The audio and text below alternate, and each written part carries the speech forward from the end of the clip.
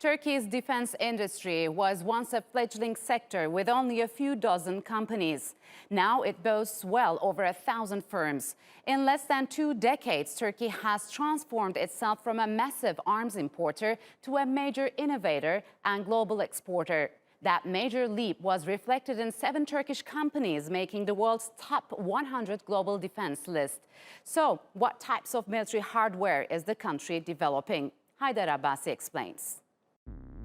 Showing off the next generation in weapon systems.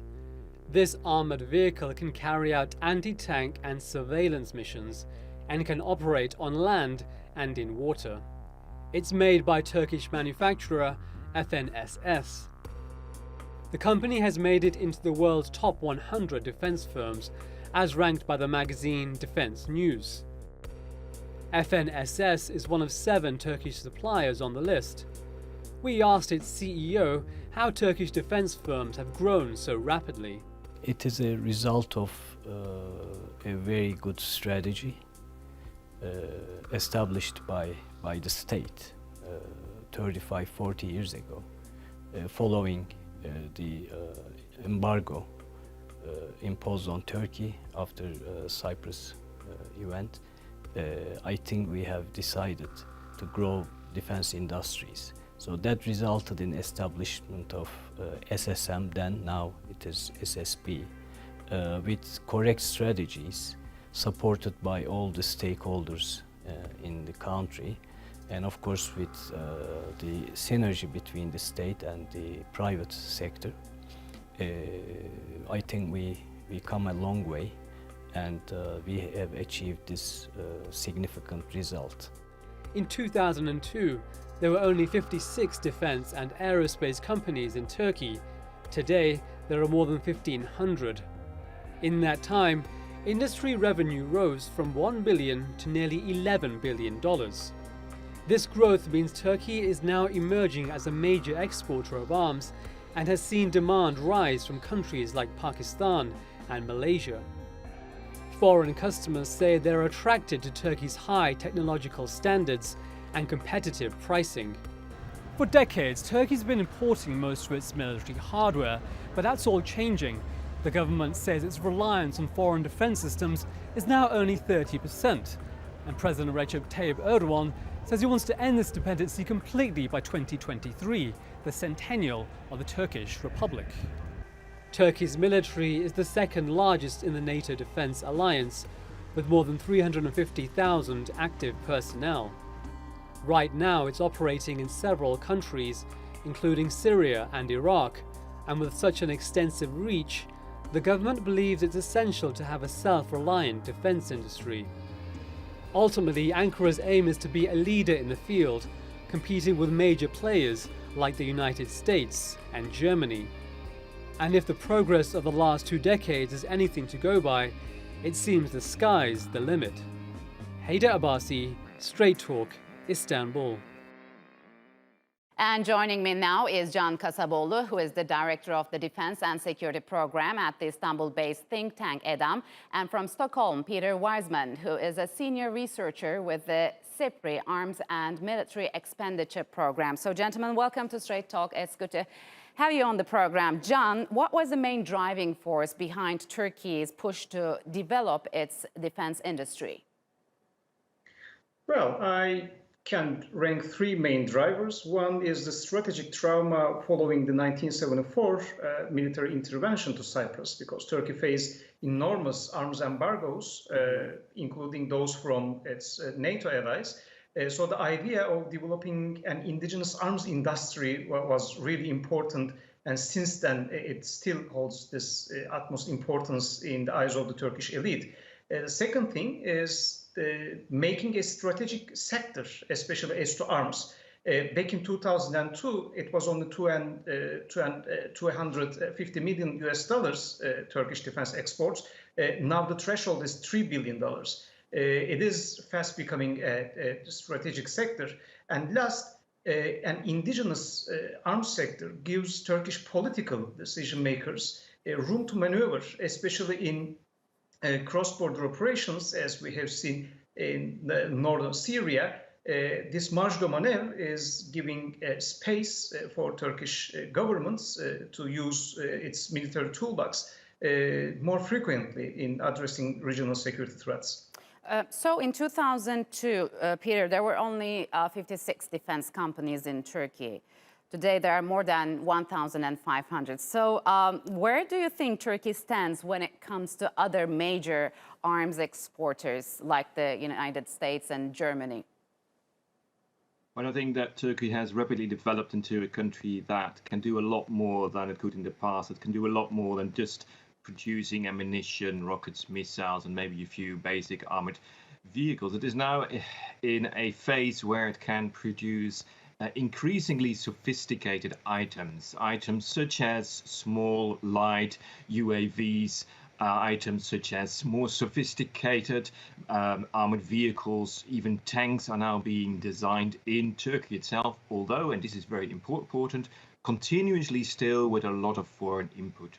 So where is Turkey now compared to, let's say, Germany or France or the UK? Well, it is by far not that far. Turkey doesn't have the industrial capacity, and also you could argue not yet the military spending levels that you need to get to the point that you can build an arms industry as sophisticated and comprehensive as you can see in the major European countries, let alone, of course, compared to Russia, China, and the USA. Yeah. So, John, how dependent is Turkey on foreign manufacturers, and how long it is before Turkey will have a self-reliant defense industry? What are the challenges? What are the setbacks before the Turkish industry?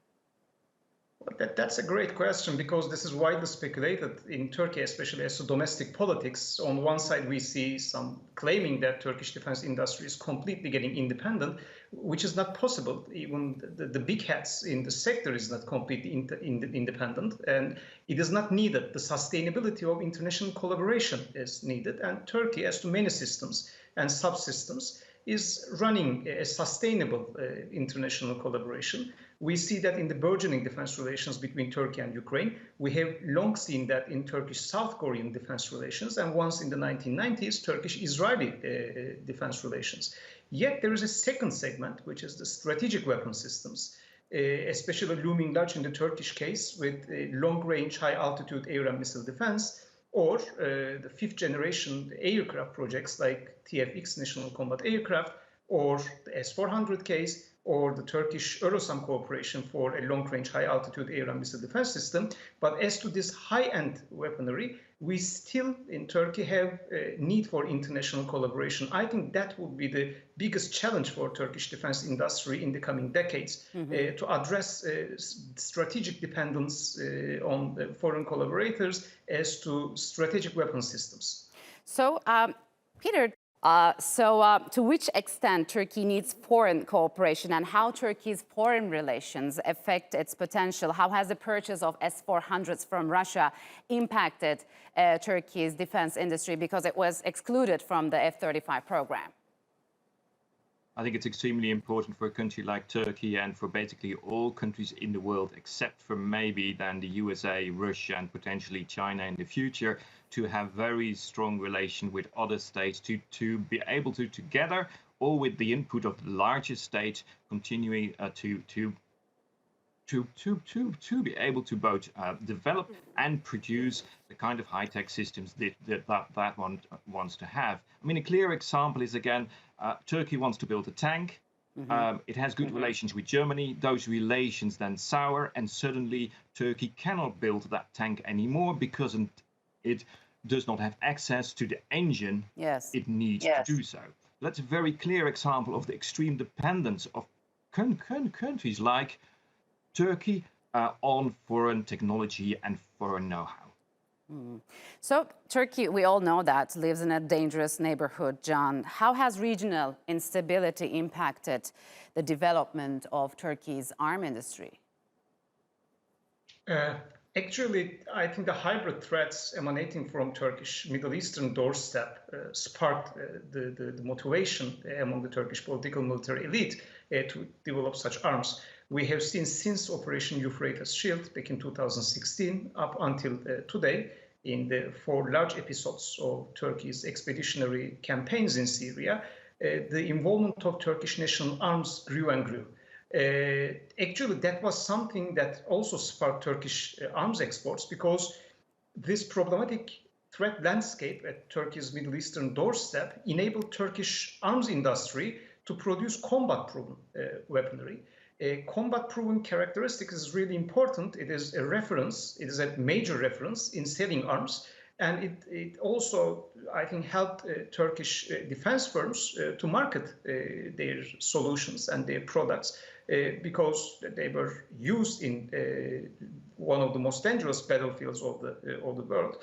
Second, the Turkish arms really scored sensational achievements, like the hunt for Pantsers, for instance, state-of-the-art Russian mobile low to mid-altitude air defense system. Turkish drones hunted Pantsers not only in Syria, but also in Libya. And that resonates really sensationally with international strategic community, which translates into both arms export success and better feedbacks from the end user, in which case the Turkish armed forces.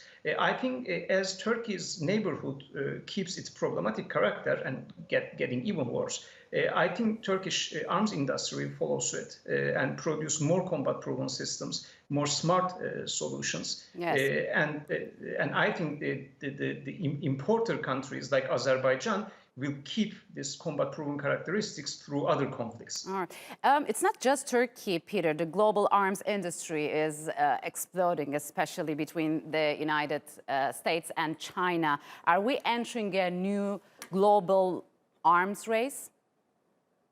As a researcher, I'm always very careful with the term arms race, but yeah, I'm afraid we may have to use the term just only to raise the alert, to say that, yes, there are a number of regions where we can see that countries are increasing their military spending and increasing their arms procurement vis-a-vis each other's, whether that's in the Middle East, whether that's in the Gulf region, whether that's in Southeast Asia, in the South China Sea, but of course also whether that is between the two major powers in the world, China and the US. We do see a worrying trend in which the availability of military resources, military spending has become an increasingly important aspect of foreign and security policy in the world. So, John, which markets does the Turkish defense industry have an eye on, and what it offers to other countries?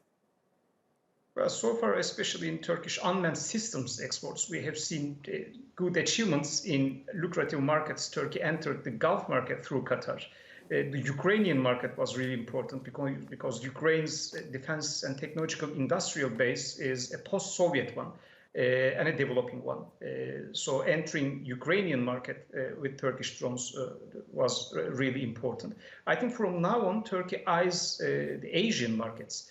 We know that the Indonesians showed attention in Turkey's submarine modernization plans.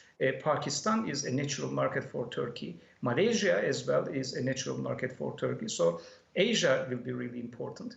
And recently Turkey also, especially after the recent clashes between Azerbaijan and Armenian formations, Turkey entered Azerbaijan's drone market. It was also a promising achievement because Azerbaijani unmanned military systems market is dominated by Israel, which is one of the big hats in the industry.